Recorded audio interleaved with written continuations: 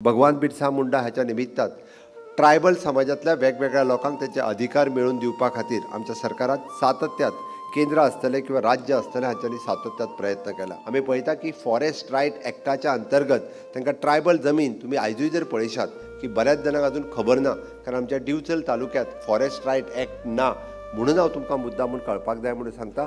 Forest right act म्हटल्यार कितें तर फॉरेस्टात रावपी लोकांक तांची जमीन जी आशिल्ली ही जमीन सरकाराची आशिल्ली।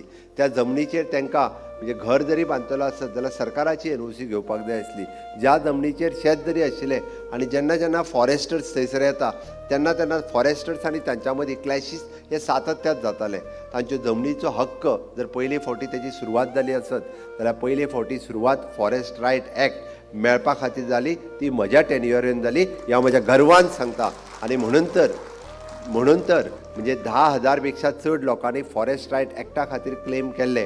उत्तर गोंय आणि दक्षिण गोंयांतले आतापर्यंत more than 4,000 forest right act claims आमी सेटल करपाक शकले, हो म्हाका खूब अभिमान आसा। आमचो टार्गेट आसा की येता त्या फुडल्या वर्सभराच्या भितर जितक्यो फॉरेस्ट रायट एक्ट क्लेम म्हणजे त्यांचो तो हक्क आशिल्लो तांकां ती जमीन मेळपाक जाय आशिल्ली, पिढ्यान पिढ्याच्या त्या जमनीचेर ते रावतात, पिढ्यान पिढ्याच्या जमनीचेर म्हणजे ते आपले उगून खातात जाल्यार ते जमीन ही तांकां दिवप हो सरकाराचो अधिकार आशिल्लो।